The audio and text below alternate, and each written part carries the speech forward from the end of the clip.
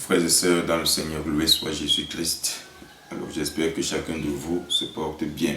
Sinon, je vous le souhaite. Alors ce matin, nous lisons l'évangile de Jésus selon Saint Luc au chapitre 22, à partir du verset 3e. Du verset 3e au verset 6e. Luc chapitre 22, verset 3 à 6. Or, Satan entra dans Judas, appelé l'Iscariote, qui était du nombre des 12. Il s'en alla conférer avec les grands prêtres et les chefs des gardes sur le moyen de le leur livrer. Il se réjouit et convinrent de lui donner de l'argent.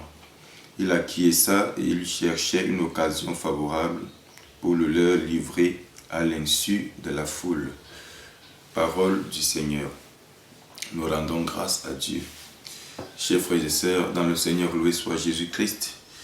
Alors ce matin, on nous parle beaucoup plus de Judas et des grands prêtres, ou alors des chefs des prêtres. Et précisément, on nous dit que le diable, ou alors le Satan, est entré dans Judas. Ça fait que le fait qu'il soit entré, lui, l'a amené à avoir d'autres pensées malsaines, des pensées qui n'étaient plus bonnes, des pensées qui ne correspondaient plus à la volonté de Dieu. Alors la question ici est de savoir comment est-ce que le diable fait pour entrer dans Judas. Comment est-ce que le diable fait pour entrer dans les cœurs des enfants de Dieu. Vous voyez, le Seigneur nous a recommandé d'être toujours ensemble. Lorsqu'il y a deux ou trois, son esprit est au milieu. Mais vous allez remarquer qu'ici, le fait que Judas se retrouve déjà avec les chefs des prêtres, ou alors avec ces personnes-là qui voulaient la tête de Jésus, vous voulez dire qu'il était donc à l'écart, il n'était pas avec les autres disciples. Vous voyez. Et cela démontre que lorsque on a par exemple des enfants à la maison, ici on a peut-être 5 enfants, et il y en aura qui seront vraiment un peu têtus, et il y en aura aussi qui seront très posés. Et vous voyez que l'ennemi va toucher ici là celui qui est un peu rusé. Pour que vous compreniez mieux, prenons un peu le cas du serpent. Vous voyez, quand le diable va toujours séduire Adam et Ève en les amenant à commettre le péché, il va faire ceci, il va entrer dans le serpent, parce qu'on dit quoi? Le serpent était l'un des animaux les plus rusés. Donc, le diable doit utiliser ces personnes-là qui sont rusées pour pouvoir accomplir son œuvre. Et c'est la même chose qui va se passer avec Judas. Et vous voyez que même comme Jésus marchait avec Judas, il le connaissait, parce que quelque part dans un autre évangile, on définit Judas ici là comme un voleur. Comme par exemple, qu'on a offert un parfum à Jésus. Judas a proposé qu'on le vende pour partager l'argent aux pauvres. Or, la Bible précise qu'il ne se souciait pas des pauvres, mais c'est parce qu'il était un voleur, c'est parce qu'il était un malhonnête. Donc, chaque jour, on est entouré de Judas. Vous voyez que la livraison de Jésus, cela ne vient pas de loin. Elle vient des personnes qui sont avec Jésus, de cette personne qui était avec Jésus, donc Judas particulièrement. Vous voyez, donc le plus souvent on se pose la question, mais pourquoi est-ce que je suis toujours attaqué? Pourquoi est-ce que le diable fait ci ou ça de ma vie étant... Oh, tu vis parfois le diable même sans le connaître.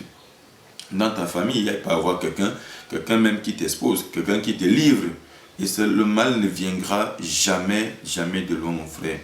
Donc, si déjà tu as donc ces personnes qui sont rusées, ou alors c'est des enfants qui manifestent la ruse, c'est-à-dire tu vois un enfant, quand tu es chez toi, à 20h, lui vient entrer à 22h ou à 23h, tu ne sais pour quelle raison. Si tu laisses ton enfant, il fume le chanvre, ou alors il prend trop l'excès d'alcool et autres. Mon ami, ça veut dire qu'il faut déjà te méfier sur ce plan-là. Alors ce matin, ce que Jésus veut nous faire comprendre, c'est que le diable peut posséder les enfants de Dieu lorsque ces enfants sont hors de l'église de Dieu. Vous comprenez un peu? Or, si on est unis dans le Seigneur, si on est unis dans la prière, si on est unis avec des mêmes pensées, Hein, ça veut dire ne pas vouloir le mal de l'autre, ne pas souhaiter le mal à l'autre. C'est là où on voit que l'Esprit Saint va demeurer à nous. Et le diable ne pourra pas entrer. C'est comme des familles aujourd'hui qui sont divisées. Parce que lorsqu'on a ouvert la porte à Satan, et beaucoup de personnes ouvrent souvent comment? Parce qu'il y a un manque de problème là, ça commence souvent par la jalousie. Parce qu'on ne veut pas voir l'enfant de X ou de Y évoluer. Hein? Et d'autres personnes vont donc aller voir les marabouts que bon, comme l'enfant là en train d'évoluer là, pardon, bloque ses diplômes, bloque son mariage même, le fait même qu'il n'accouche pas bien, qu'elle n'accouche pas. Donc vous voyez donc que c'est comme ça que le diable donc entre, parce qu'il y a une porte qui est déjà ouverte. Mais si déjà on est une famille qui est soudée, une famille qui s'entend, une famille qui prend la paix, l'amour, la sincérité, ça veut dire qu'en réalité le diable ne pourra pas aussi entrer, parce que là il y a une barrière qui est établie et le diable ne peut pas détruire cette barrière là. Or, on voit donc que Judas lui quitte ici là les autres apôtres, les autres disciples, donc il se retrouve avec les ennemis de Jésus. Vous voyez un peu. Et c'est par là qu'il entre, parce que la pensée n'était plus la pensée du groupe. Donc l'esprit des disciples là n'était plus en Judas. Hein? L'esprit que le Seigneur lui avait donné par les enseignements et autres n'était plus en lui. Donc il avait déjà un autre esprit. Donc c'est le moment, mes frères, de briser, si vous avez un enfant, ou alors si vous avez quelqu'un qui a des réactions malsaines, des réactions bizarres, de commencer à briser cet esprit-là. C'est comme je dis à beaucoup de personnes, parlant toujours du cas des enfants, si on va seulement habituer notre enfant à une belle vie, on est en train de faire du mal à cet enfant-là. Il faut comprendre aussi à nos enfants que on peut la vie peut être belle aujourd'hui et que demain, elle peut être mauvaise également. Il y a un moment aussi, parfois, il faut dorloter l'enfant, mais aussi le moment où il faut vraiment taper la main sur la table pour dire non, ici là tu exagères et voilà comment tu devrais te comporter.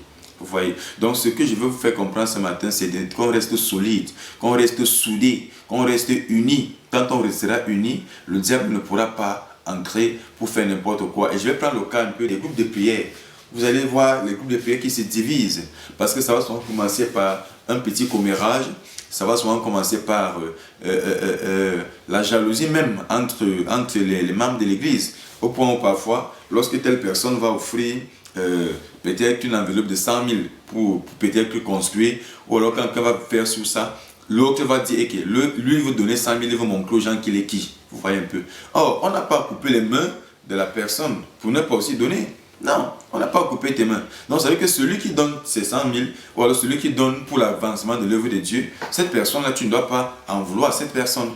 Et vous voyez donc que c'est par là que ça commence. On commence à dénigrer X, on commence à dénigrer Y, et le diable s'installe. Donc, même dans ces communautés-là, mes frères, quand vous constatez des comportements malsains, mieux, moi je vous dis, écartez-vous de ces personnes. Sinon, il y aura la mauvaise graine qui va vouloir détruire la bonne graine, ou alors la bonne sémence. Donc, lorsque vous avez avec vous une mauvaise graine, ça dit détachez-vous de cette mauvaise graine-là. Sinon, elle va contaminer les autres. C'est très important. Et voilà, la foi, beaucoup de personnes n'ont pas une foi pareille. Hein? Aujourd'hui, ceux qui sont nés dans la foi, ça fait que leur foi est encore fragile. Mais ceux qui sont nés depuis dans la foi, ils savent qu'ils ont déjà solidifié leur foi. Et lorsqu'un enfant naît, par exemple, il est encore fragile, un bébé, vous voyez un peu, il est encore fragile. Donc, ça veut dire que tu sais que s'il tombe là, il peut se faire mal, peut-être à la tête, il peut même mourir. Mais si par exemple une grande personne glisse, elle tombe, qu'importe l'endroit, la personne a beaucoup de chances de vivre. C'est aussi comme ça avec le mystère de la foi, hein, mes frères. Lorsque tu dis que tu as la foi qui est comme celle d'un enfant, ou lorsque tu viens de naître dans la foi, n'importe qui peut venir te tenir un discours malsain là, il va détruire ta foi, n'est-ce pas? Il va l'ébranler. Oh, mais si tu es solide dans la foi, tu sais que quel que soit ce qu'on va te dire, c'est-à-dire la personne ne pourra même pas la déstabiliser, parce que tu sais qu'elle est déjà enracinée, c'est déjà une foi solide, c'est déjà une foi qui est bâtie sur le roc. Vous voyez un peu? Donc c'est pourquoi vous allez voir le genre de chrétiens que aujourd'hui là tantôt il est chez tel pasteur aujourd'hui, demain il est chez tel prêtre, après demain il est chez un berger, et le surlendemain il est chez l'évêque, après il se retrouve même chez le pape. Et les mêmes fidèles, tu vas le voir, il vient à la prière aujourd'hui. C'est-à-dire, dès que l'heure de la prière finit, le lendemain là, il est chez le marabout. Le lendemain, il est chez le charlatan, il est chez le magicien. Ça veut dire qu'on ne sait vraiment pas à qui on a cru lorsqu'on a ce genre de comportement. Vous voyez, et c'est les personnes qui passent leur temps à dépenser des énormes sommes d'argent parce que quoi, ils se disent qu'ils cherchent la solution. Or, ils ont la solution en eux-mêmes. Ils ont la solution. Et la solution, c'est eux-mêmes. Parce qu'eux-mêmes, ils sont en train de déranger. Et ils n'ont pas la foi, parce que quelqu'un qui a la foi ne va pas se retrouver en même temps chez le marabout, en même temps chez un homme de Dieu. Mais mon frère, fais un choix. Tu ne peux pas suivre Dieu livre à la fois. Tu ne peux pas dire que tu suis le diable, en même temps tu dis que tu suis le Seigneur. Tu ne peux pas dire que tu acceptes ce que le diable te donne. Hein? Tu ne peux pas être dans la franc-maçonnerie ou alors la Rose-Croix et dire que tu es chrétien. Mais mon frère, on ne mélange pas les immélangeables. Tu as un choix à faire. Et le Seigneur te dit donc de faire ce choix ce matin. Comment se fait donc que tu te retrouves avec, par exemple, des personnes avec qui tu n'as rien à faire pour l'œuvre de Dieu? Comment tu dis que tu es chrétien, mais tu te retrouves en train de marcher avec même des sectaires? Hein? Non, ça veut dire qu'il y a un problème, mon frère. Donc, décide-toi. Et si tu vas voir comment, en prenant ta décision, le Seigneur va t'épargner d'un bon nombre de choses. Il ne va plus accepter que de telles choses puissent t'arriver. Donc, ne sois pas comme Judas. Et nous avons les Judas parmi nous. Nous avons les gens à qui nous faisons confiance tous les jours. Les gens à qui on essaie de donner une lueur d'espoir disant que non, lui il ne va pas me décevoir. Mais il finit par nous trahir. Ces personnes finissent par nous décevoir. Parce que quoi? Ils ont en eux l'esprit de Judas. Ils ont en eux l'esprit diabolique. Ils ont en eux l'esprit satanique. Le diable a rempli leur pensée qu'ils pensent qu'en faisant même le mal, il est en train de te faire le bien. Et pourtant, il sait pertinemment qu'il est en train de te faire du mal. Alors mon frère, ce matin, j'ai pris que le Seigneur t'accorde la grâce d'être délivré des mauvaises pensées et qu'il t'accorde la grâce de demeurer dans son église. Mon frère, demeure dans l'église du Christ. Va toujours à la messe. Va dans ton église. Mets en pratique la parole de Dieu et c'est par là que le Seigneur va t'épargner de l'emprise de Satan. Mais à chaque fois que tu seras à l'écart, à chaque fois que toi, tu es chef de famille, tu planifies les choses bien pour ta famille et que tes propres enfants, tes propres sœurs seront à l'écart, sois-en sûr, il y a déjà un esprit diabolique qui se cache. Alors n'accepte plus que de telles choses arrivent dans ta vie. Ce matin, je prie dans le nom de Jésus que le Seigneur t'arrache de la main de Judas, qui t'arrache de la main de Satan et qui te ramène dans son église. Toi qui étais égaré par je ne sais quoi, mon frère, c'est le moment de revenir. Jésus te dit ce matin, viens. Jésus te dit, viens, il ne te chassera pas. Même si tu avais commis tel péché, il te dit, viens, il va te pardonner. Parce qu'il est un Dieu de miséricorde. Loué soit Jésus-Christ.